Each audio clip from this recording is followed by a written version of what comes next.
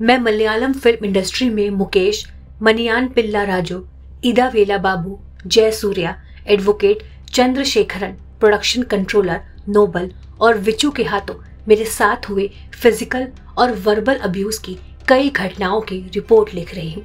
साल 2013 में एक प्रोजेक्ट पर काम करते समय मुझे इन लोगों की तरफ से फिजिकल और वर्बल अब्यूज का सामना करना पड़ा। मैंने इन सब के बाद भी सहयोग करने की कोशिश की, लेकिन मुझसे बर्दाश्त नहीं हुआ और इसी वजह से मुझे मलयालम फिल्म इंडस्ट्री छोड़कर चेन्नई आना पड़ा। ये आप बीती है मलयालम फिल्म इंडस्ट्री की एक्ट्रेस मीनू कुरियन की।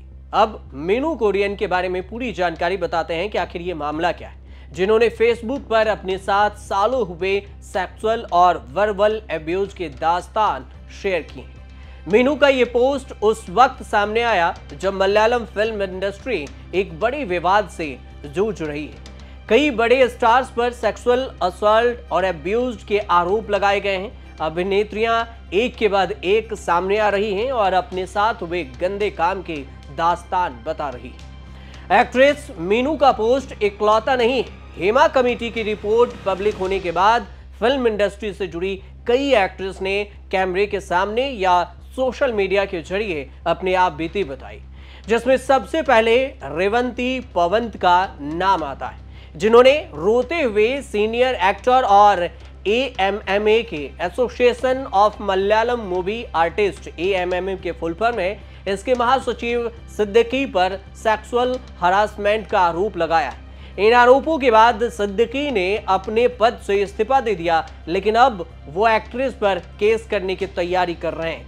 वहीं रेवती का कहना है कि उनके पास अपना आरोप सिद्ध करने के सारे सबूत मौजूद हैं। वहीं बंगाली एक्ट्रेस श्रीलेखा मित्रा ने भी मलयालम फिल्म मेकर रंजीत पर यौन शोषण का आरोप लगाया है, जिसके बाद उन्होंने भी केरल चलचित्र अकादमी से इस्तीफा दे दिया। और इस बीच साउथ की जानी मानी सिंगर चिन्मयी श्रीपदा ने WCC की तारीफ की।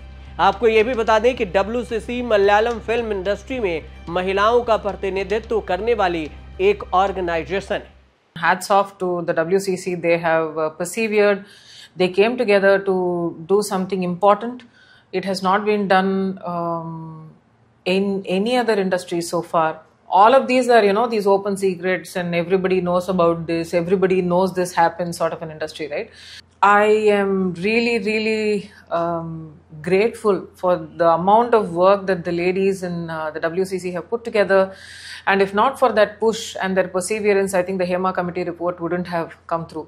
सबसे खास बात यह है कि चिन्मयी श्रीपदा ने कुछ वक्त पहले चले मी टू अभियान के दौरान कुछ प्रभावशाली लोगों पर सेक्सुअल हरासमेंट और करियर खत्म करने की कोशिश करने का आरोप भी लगाया था। अब एक के बाद एक ये मामले सामने आ रहे हैं और इन अभिनेत्रियों ने राज्य सरकार की भी परेशानी बढ़ा दी है। वहीं कांग्रेस इस मुद्दे को राजनीतिक रंग देते हुए सड़कों पर विरोध प्रदर्शन कर रही है। अब चारों तरफ से आ रहे हैं दबाव की वजह से केरल सरकार ने एक स्पेशल इन्वेस्टिगेशन टीम यानी कि SIT का गठन किया। सीनियर महिला पुलिस अधिकारियों वाली ये SIT सीनियर पुलिस महिलाओं के SIT है और ये पुरुषों द्वारा हरासमेंट की जांच करेगी। शायद ये पहली बार है जब फिल्म इंडस्ट्री में हुआ काले कारनामे को जांच के लिए इस तरह के SIT या कोई कमेटी का गठन हुआ हो, और इस बार किया गया केरल में। एक तरफ गवर्नर के सामने आकर इसे शर्मनाक हरकत बता रहे हैं, तो वहीं विपक्ष आरोप लगा रही है कि कोई तो है जिसे सरकार बचाने की कोशिश में लगी हुई। आखिर ये है कौन? मैं मानता हूं कि ये बड़ी निहायत शर्मनाक बात है कि जहां महिलाओं के खिलाफ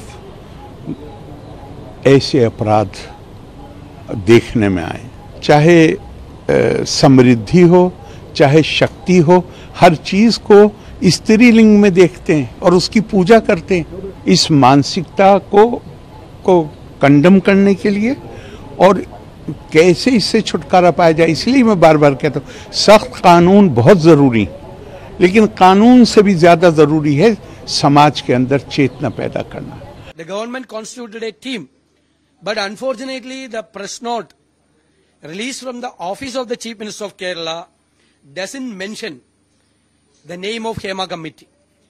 They are saying that there are some women, those who are giving interviews and statements regarding the happenings they suffered in the film field. It has to be investigated. It has to be investigated. But unfortunately, government is not ready to investigate into the allegations in the Justice Hema Committee. That itself is very clear that government is trying to save the culprits. They are trying to protect the culprits. अब ये भी जान लीजिए कि Hema committee के जिस report ने केरल के राजनीति और मलयालम फिल्म इंडस्ट्री में तूफान ला दिया है, वो बवाल आखिर है क्या? आखिर क्यों गठित हुई ये हेमा कमेटी? फरवरी 2017 में केरल की एक एक्ट्रेस को किडनैप किया गया और अपनी ही कार में गैंगरेप हुआ और जांच में सामने आया कि इस गैंगरेप में केरल का ही फेमस और बड़ा एक्टर शामिल है। जिसके बाद मलयालम इंडस्ट्री को कई एक्ट्रेस सरकार के पास पहुंची और शिकायत दी और फिल्मों में काम देने के बदले सेक्सुअल फेवर मांगा जाता है और इसको ना किया जाए तो करियर खत्म और हाँ किया जाए तो भविष्य में हर बार ये फेवर देना होगा। इस शिकायत की जांच के लिए राज्य सरकार ने जस्टिस के हेमा की अध्यक्षता में एक कमेटी बनाई, जिसने साल 2019 में अपनी रिपोर्ट सरकार को सौंप दी। इस रिपोर्ट में बताया गया कि महिलाओं को फिल्मों में रोल के लिए कॉम्प्रोमाइज करना पड़ता है। मलयालम फिल्म इंडस्ट्री में 15 लोगों का ग्रुप महिलाओं को मजबूर करता है, जिसमें एक्टर होते हैं, प्रोड्यूसर होते हैं, इसके अलावा डायरेक्टर होते हैं और एक्ट्रेस जैसे कई पावरफुल लोग भी मौजूद होते हैं। जिन महिलाओं से सेक्सुअल फेवर मांगा जाता है उन्हें कोड नेम भी दिया जाता है। अब 4.5 साल बाद कोर्ट के आदेश पर इस रिपोर्ट को सार्वजनिक किया गया, जिसके सामने आते ही फिल्म इंडस्ट्री में भूचाल आ गया। यह सच है कि इस रिपोर्ट ने मलयालम फिल्म इंडस्ट्री का वो काला सच सबके सामने ला दिया जो इस दुनिया के चमक दमक के पीछे छिपी हुई थी। वो काली सच्चाई सामने आ गई जो सालों से या तो इस रिपोर्ट के पन्नों में दफन थी या फिर इसे करने और सहने वालों के जहन में दफन रह गया। अब देखना यह होगा कि आखिर इस नए आरोप और प्रत्यारोप पर यह मामला कहां तक पहुंचता है, सरकार या राज्य सरकार तक सीमित रहता है। फिलहाल आप देखते रहिए न्यूज़ तक।